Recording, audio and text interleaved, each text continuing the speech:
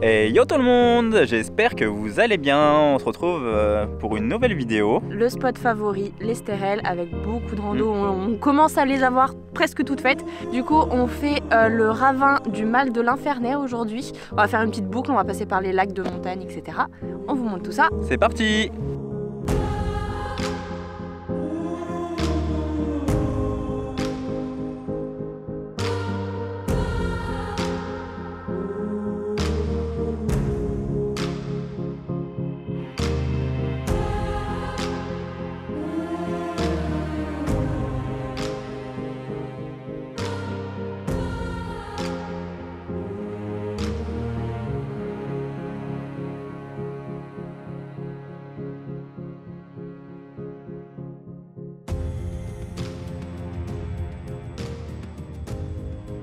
Donc pour information, pour la randonnée, comme d'habitude, on vous mettra de toute façon les liens dans la description. Mais on va suivre aujourd'hui le GR51 et le balisage jaune en partance du parking de la Belle Barbe. Donc il y a deux boucles. Le tour qu'on va faire nous, il fait 8,9 km. Premier petit stop, hein, pour ceux qui ne connaissaient pas, vous avez derrière là le ravin du Grenouillet. Pas le ravin de l'Infernais, qu'on va aller découvrir juste après. Mais c'est assez impressionnant vu d'ici. On se sent tout petit. En effet, grâce à l'érosion et au travail de la nature qui a pris plusieurs millions d'années à façonner ce paysage, beaucoup de ravins comme celui-ci se sont formés dans les stérelles.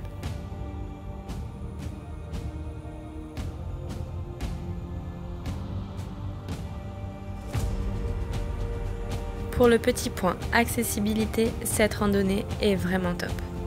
Cependant, si vous venez en été, n'oubliez surtout pas de prendre une casquette et beaucoup d'eau, car le chemin n'est pas toujours très ombragé, surtout quand vous êtes sur les crêtes.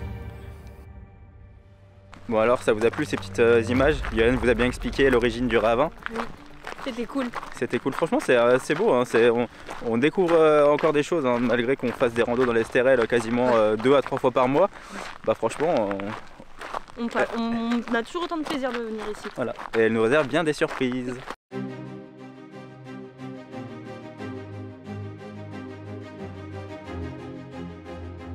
Point info Mika. Comme d'habitude, on vous le dit dans chaque vidéo, les gars, vous avez vu le chemin comme il est bien lisse, bien praticable. Parce que dans des randos, des fois, il est pas facile d'accès, il faut vraiment y aller avec des pincettes. Mais là, franchement, pour la vidéo d'aujourd'hui, si vous voulez venir avec des enfants et tout, ou même en vélo, puisqu'on a vu beaucoup de vélo, vous êtes pas mal. Effectivement, si vous cherchez des balades en vélo assez sportives à faire dans les stérelles, vous pourrez trouver beaucoup d'informations sur les sites internet, car elle est très accessible pour tout niveau, que vous soyez débutant ou confirmé. En tout cas, pour ceux qui souhaiteraient venir ici, c'est vachement reposant, vachement apaisant. Pour l'instant, c'est nos premières impressions qu'on peut avoir. Vous avez, regardez, je vais vous montrer tout de suite la petite rivière qui passe juste là. Bon, malheureusement, il n'y a pas beaucoup d'eau, mais on entend un petit peu le courant qui emporte l'eau, et franchement, c'est très calme, très reposant. Et c'est encore, comme on vous le disait, hein, c'est une surprise de découvrir ça aujourd'hui. Et tout ça à seulement 20 minutes à peine de la mer. Ça coule de source. Petite blague. En vous laissant porter par la rivière qui ruisselle à côté de vous, vous pourrez être surpris de tomber sur des petites chutes d'eau méconnues et plus ou moins importantes selon la saison. Nous avons eu la chance de venir dans une période où l'eau ruisselait pas mal et donc pouvoir admirer cette mignonne petite cascade. Point d'information pour vous dire que là on est bientôt arrivé dans le ravin de l'Infernais et on va quitter le ravin du Grenouillet où on est là depuis tout à l'heure. Vous avez pu voir les belles images, hein, franchement ça tue. Et on va vous filmer aussi des belles images dans l'autre ravin. À toutes! Après revérification de notre position, nous étions bien actuellement dans le ravin du Mal Infernais. Le ravin du Grenouillet est celui que nous avons longé en hauteur juste avant. Le ravin dans lequel nous nous trouvons actuellement est profond de 121 mètres et une longueur de 4,3 km.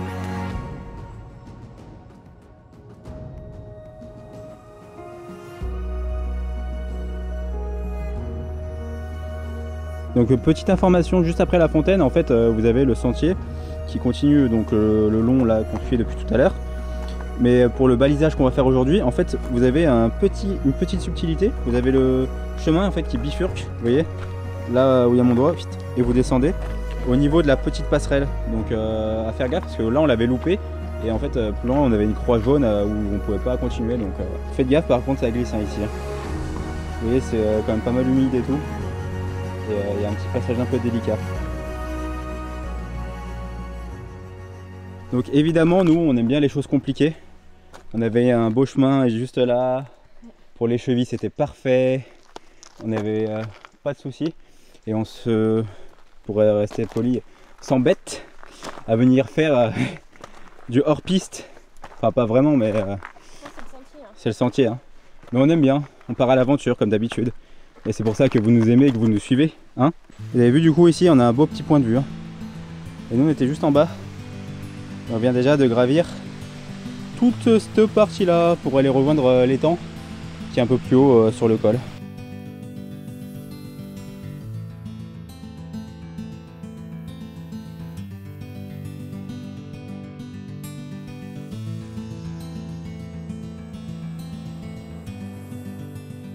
Sur la route, de nombreux obstacles s'offrent à nous. Au cours de notre aventure, nous avons dû traverser des troncs d'arbres qui sont situés en plein milieu de la route. Mais vu que Yolène c'est une guerrière, enfin presque, elle a réussi à passer. Bravo! Nous voilà arrivés au col Aubert les amis. Donc le col Aubert il a une altitude, vous êtes prêts? Vous êtes prêts? 86 mètres, ça on peut vous dire que c'est de la haute montagne, hein. Franchement il faut être costaud pour faire ça. Mais non je rigole, c'est pas très haut. Hein. Bon, en tout cas on a une belle vue. Hein. Bien dégagé, on voit même, je sais pas si vous allez bien voir à la caméra, tout là-bas, le petit rocher de Roquebrune, enfin du coup, le gros rocher de Roquebrune, hein. Vous pouvez trouver la vidéo dans la description évidemment. Comme d'habitude, un petit abonnement et un petit pouce en l'air, pas un pouce rouge, hein. Un pouce bleu, attention. Oui, allez, abonne-toi. Next step, là-bas, le pic de l'ours, ça fait un moment qu'il nous fait de l'œil celui-là. Hein. Ça sera une des prochaines randos dans les STRL qu'on fera, hein. Donc restez informés.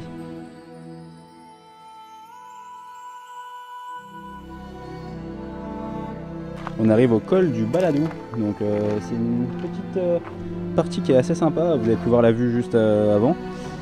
Et pour continuer la balade, on redescend. Et du coup pour les gens qui auraient laissé les poussettes en bas des gorges, vous pouvez les reprendre à partir d'ici, on retrouve un vrai chemin. On fait une petite pause. On va vous faire des belles images de l'étang. Parce que du coup on a pris le chemin qui était au-dessus, donc on passera pas devant, donc on va essayer de vous faire des petits plans assez sympathiques juste maintenant. Il est juste là. Malgré de nombreuses vidéos sur les STRL, un petit point histoire et géographie pour ceux qui n'auraient pas suivi la série de vidéos. Ce massif, vieux de 250 millions d'années et d'une superficie de 320 km², a connu une intense activité volcanique durant 30 millions d'années.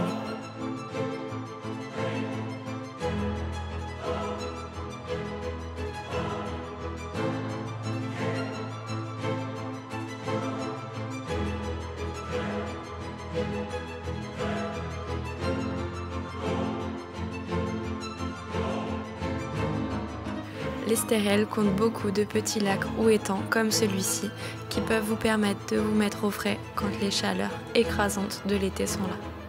Par ailleurs, suite à de grosses périodes de canicule et de sécheresse successives qui ont touché la région, un bon nombre d'entre eux ont disparu du massif.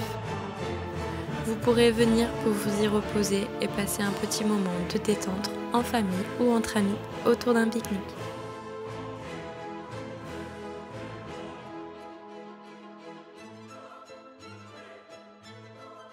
Donc alors, est-ce que ça vous a plu ces petites images avec le nouveau FPV? Franchement, la stabilité elle est juste incroyable. Et pourquoi tu rigoles? Qu'est-ce que j'ai? Tu comprendras au montage. Oh là là, ça va. Et oui, ça c'est les dessous de la réalité. Hein. Vous faites des belles images, mais vous avez une gueule de merde. On peut pas tout avoir. Allez, c'est parti. Faut avouer que la vue elle est pas mal quand même les gars. Les STRL ça reste vraiment une des plus beaux endroits à découvrir sur la Côte d'Azur. Hein.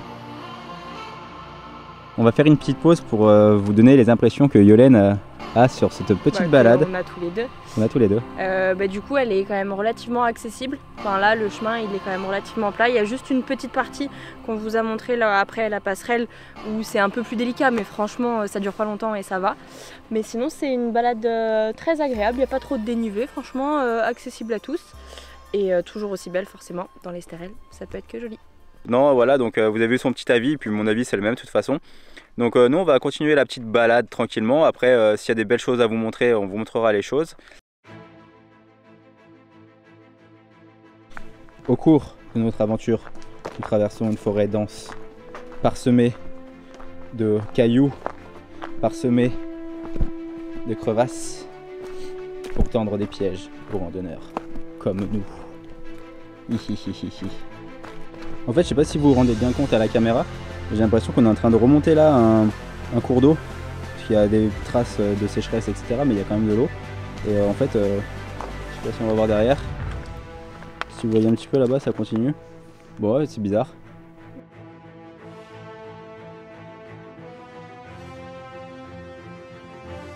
C'était bien un cours d'eau, hein, pour la petite information, parce qu'on voit là le cours de la rivière, ou du ruisseau du coup, hein, parce que c'est vrai que ça soit une rivière qui doit descendre, et nous on va direction là-bas. Vous voyez comme quoi c'est dépaysant l'Estérel. Là on était tout à l'heure au niveau du rocher là-bas avec la roche rouge, etc., qui est bien significatif de l'Estérel. Et là on se retrouve sur un sentier où il y a des chênes lièges. La terre elle est redevenue d'une autre couleur. Franchement on a l'impression d'avoir traversé une région entière. Oh, peut-être pas, mais voilà, comme quoi ça dépayse grave. Bon, toute cette aventure pour se retrouver sur une route en fin de parcours, on est un peu déçu franchement de la fin du parcours. C'était magnifique au début, puis la fin, se retrouver sur la route, ça laisse à désirer. Mais du coup on va aller voir, il y a un petit lac, le lac de Grenouillet. On va en profiter pendant qu'il y a de l'eau. D'habitude il n'y a jamais d'eau. Et on va vous faire quelques belles images quand on sera arrivé là-bas. Bon, ça y est, on vient d'arriver au lac. On va vous faire des petits plans de drone avant de clôturer cette belle balade. Et je vous mets ça tout de suite. C'est parti!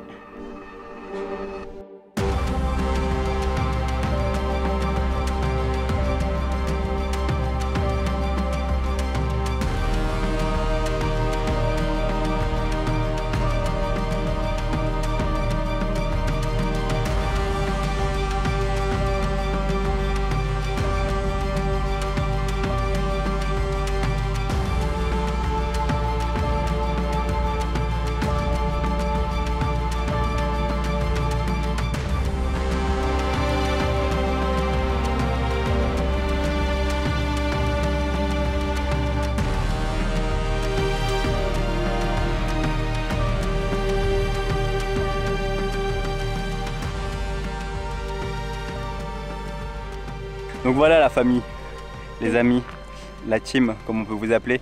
On va clôturer ici, voilà. Franchement c'était une belle rando globalement, juste un peu à la fin on était un petit peu déçus. Bah, c'était plus calme, il y avait un peu moins de choses à voir à la fin, mais en vrai c'est tout aussi joli. Mais voilà. Moins spectaculaire que le début, quoi. Globalement on vous la recommande à 100%, elle est hyper accessible en plus, que vous soyez débutant ou pas.